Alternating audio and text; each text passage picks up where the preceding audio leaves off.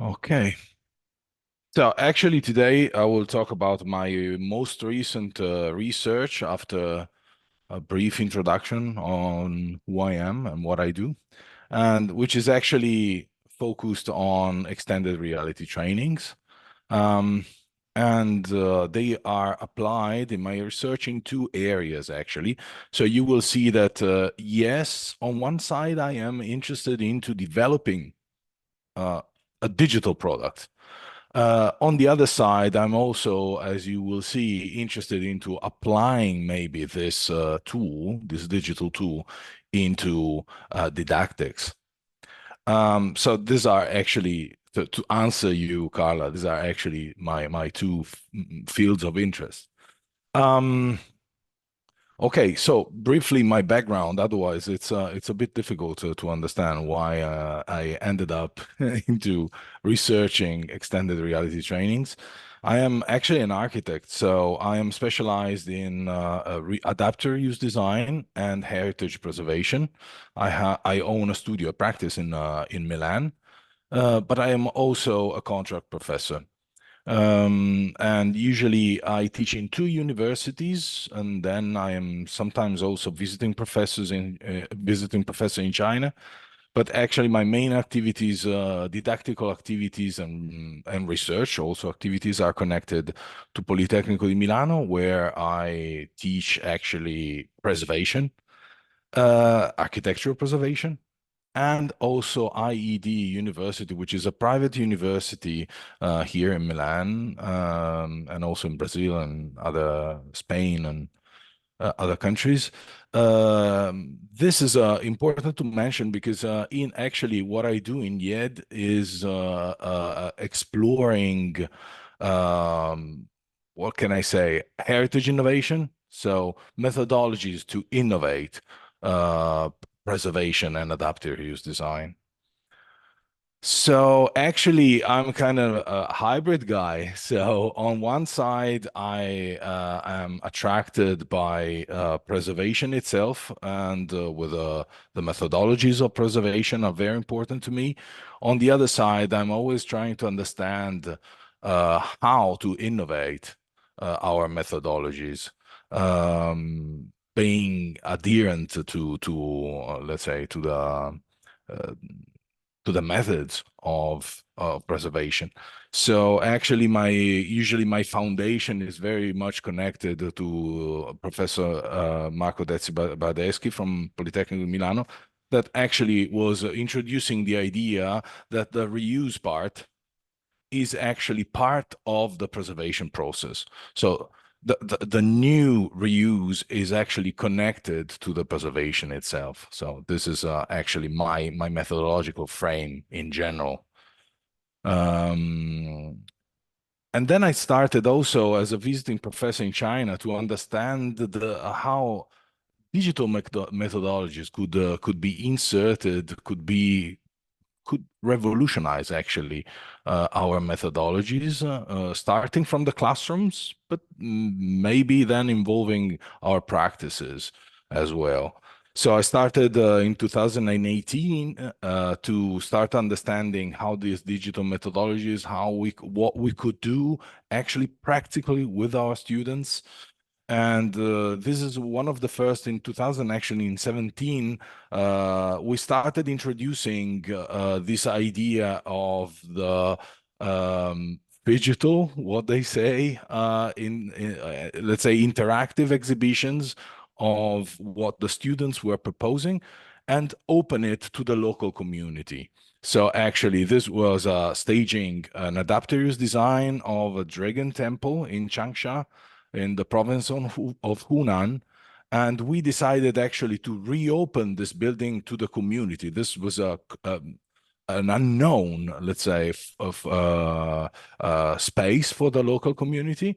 It was a lost, actually. It was lost in between other buildings. So we could actually reopen it with this kind of experience. So experiencing the project of our students, the ideas of how to preserve and reuse.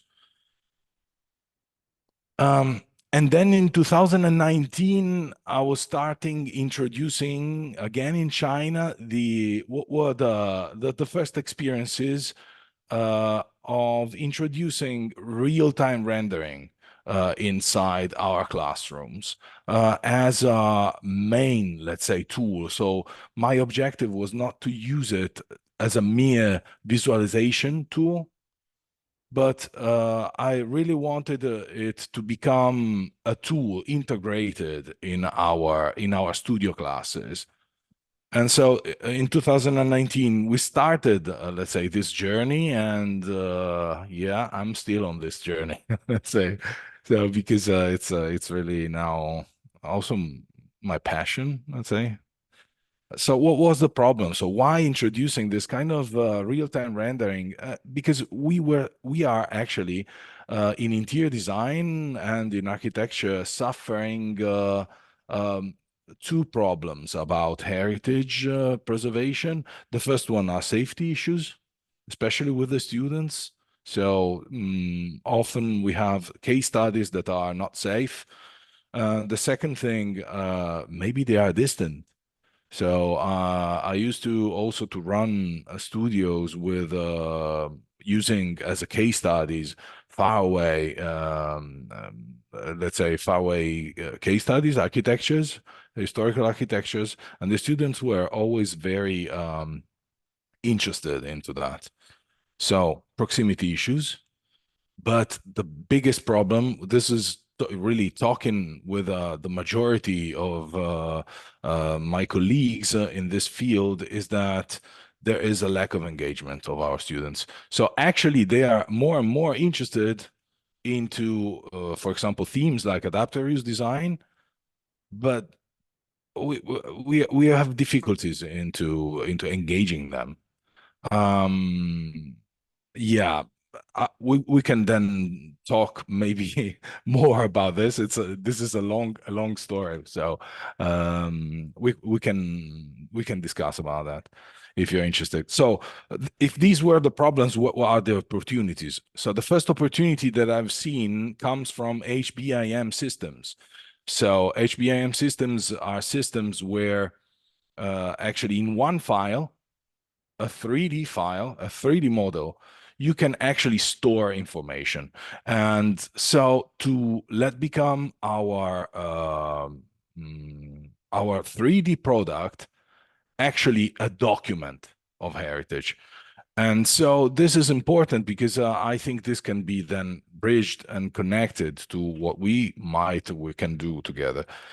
So a 3D file. I believe that a 3D file, a 3D replica can become a document. So, and this is very, very important in let's say considering cultural heritage. Um, the second opportunity is more linked to our process, so to the design process of adaptive reuse design, which is the introduction also in architectural heritage preservation of design thinking methodologies of let's say of creative problem solving, let's say methodologies. It's not just the design thinking. Why? Because usually we in preservation and adaptive reuse design, we are often facing great complexity. So I believe that let's say old methodologies let's say cannot as far as today cannot really cope with this complexity. So this is another opportunity I have seen. And then there's the gamification opportunity, which I already have introduced in some of my classrooms, and I can really tell you, and then I will give you also a couple of references. That this is really working. This is really an opportunity for us in didactics. So what I did is actually try to revolutionize, as I was telling you, to introduce this real-time rendering possibilities into our classroom methodologies. So this was actually preservation and reuse design yesterday, usual methodologies.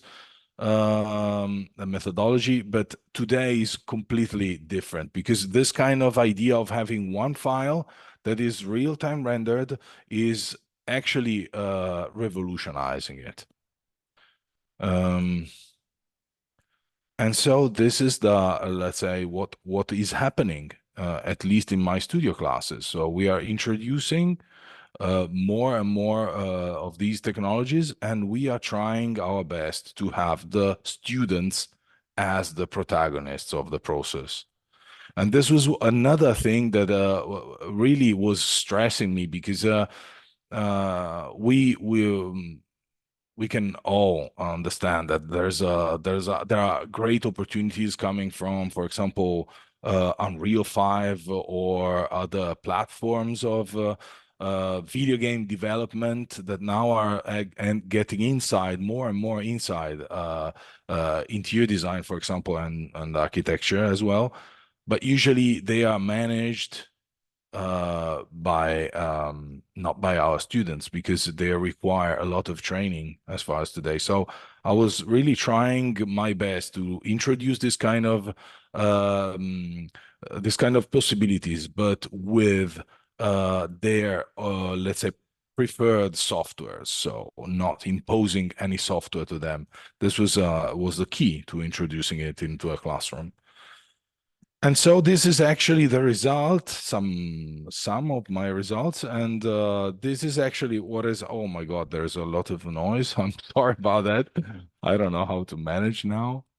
So sorry about the music and the sound, but this is actually what is happening. So our classroom becomes, let's say, around tailored around this model, and we can this model can engage discussion in the whole classroom, not just with the students that are proposing or suggesting, like in this is our example, their design proposal, but we will get there. So I would like to show you one of the uh, let's say latest design studio classes experiences, so you can understand a little bit better what is my methodology, what I have applied. In this case, in 2022-23, so last year, last academic year, this was a thesis studio class in adapters design, and we have chosen this castle, which is a medieval castle that is very near Milan city center, but it's still in the surrounding area of Milan. So that was a major problem because this is an abandoned, completely abandoned building, but its value from any point of view is very high, as we might understand. So the municipality was asking us what they could do to, let's say, to reopen it, to give a new life to it. And this was actually a part of mixed strategies between public and private operation.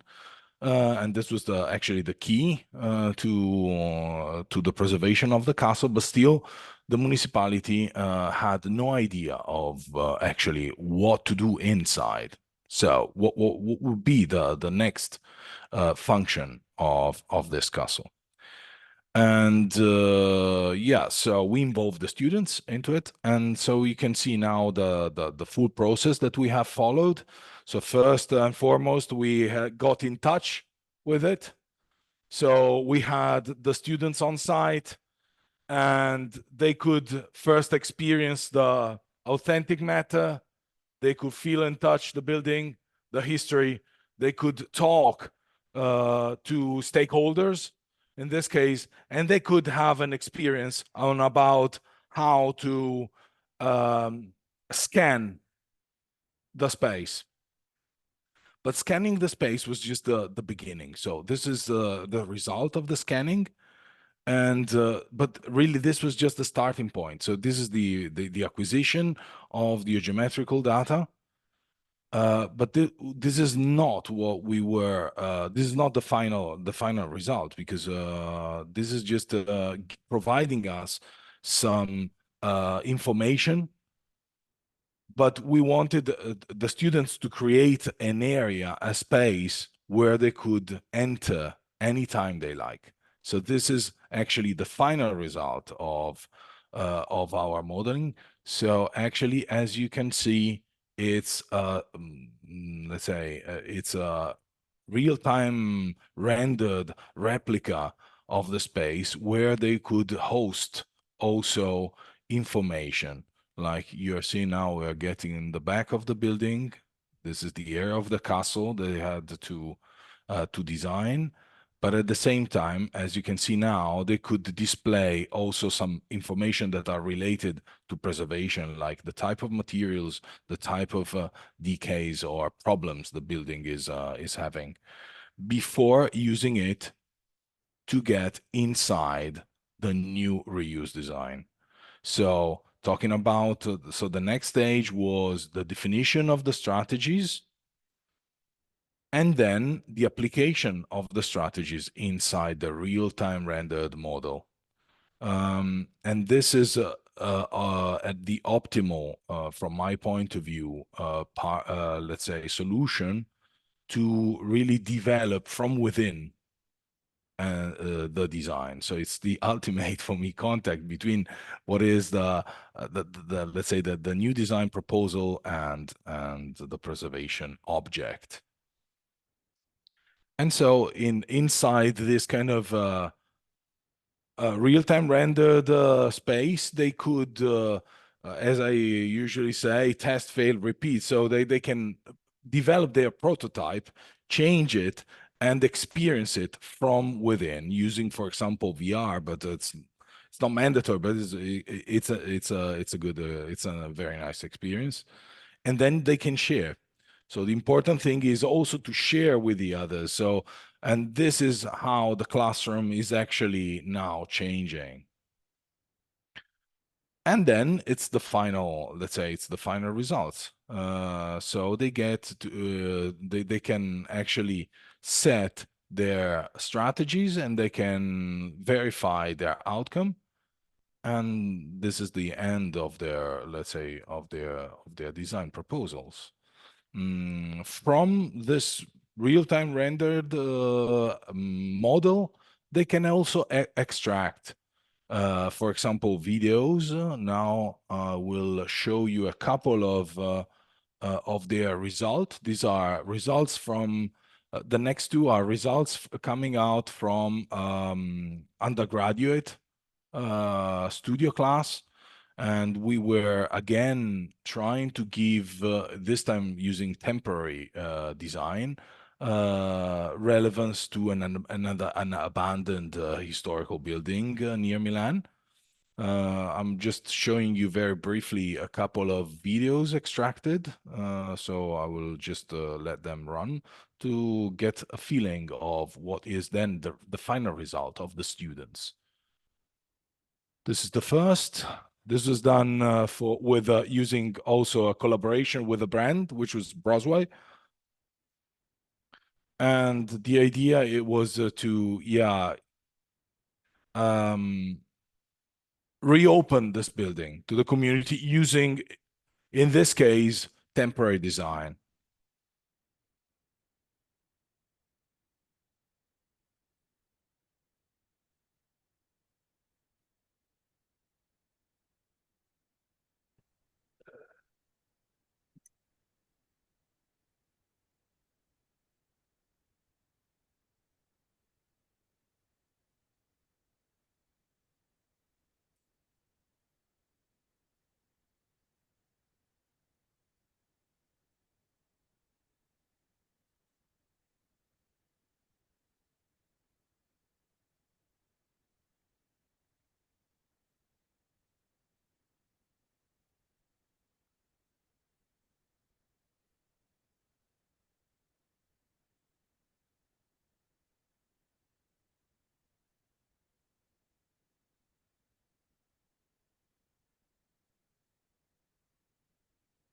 And I will run just another just to see how different the results might, of course, be. This is another video of the same topic.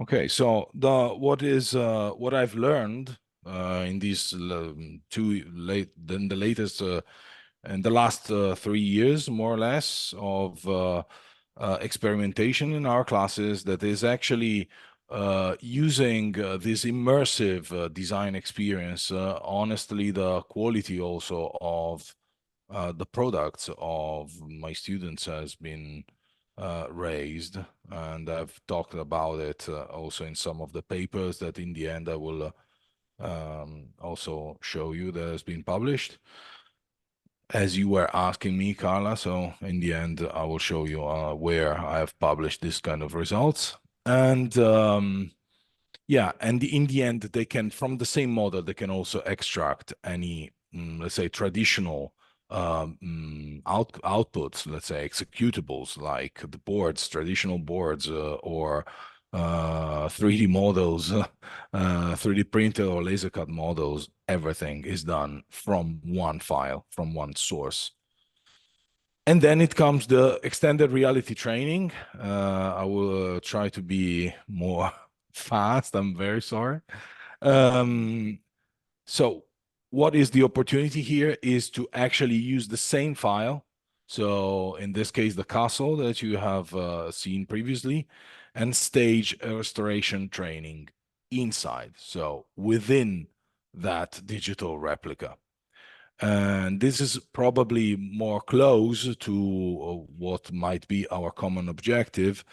And this is something that I'm working on in these days. So using the files, what I'm now preparing is, let's say, a training experience from within this model to train students for recognizing historical matter, so the materials and the patterns, and then recognize also alteration and deterioration patterns, so the problems of the building.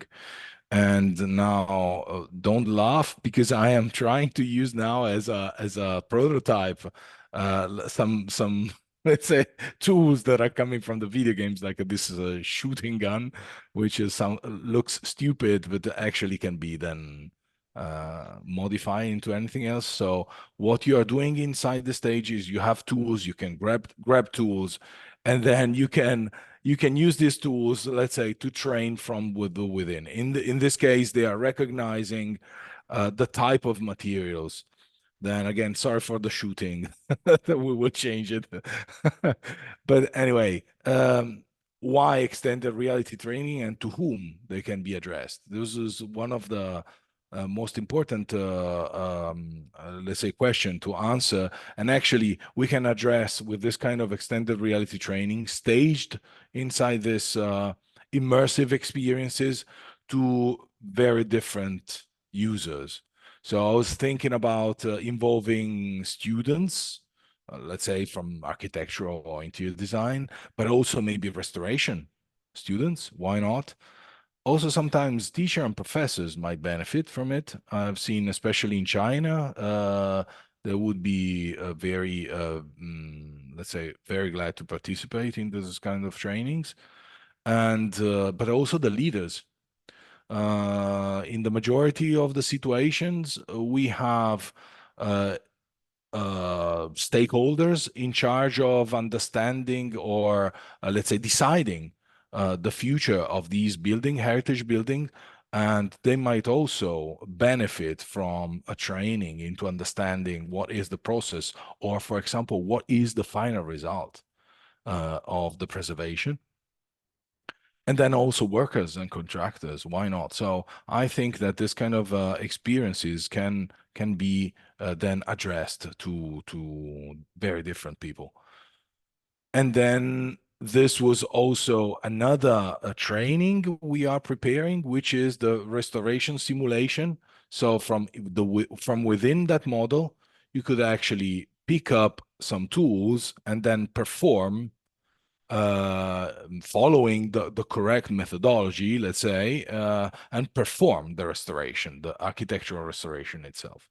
So, like in this case, so we were trying actually to, let's say, turn this training not just into practicing, but also understanding what can be the final result. I think that this is very important in restoration. And yeah, so this is the process. And this is more or less, let's say, the final result. And this is even the result when you let's say clean even too much. So I think that is also important to understand.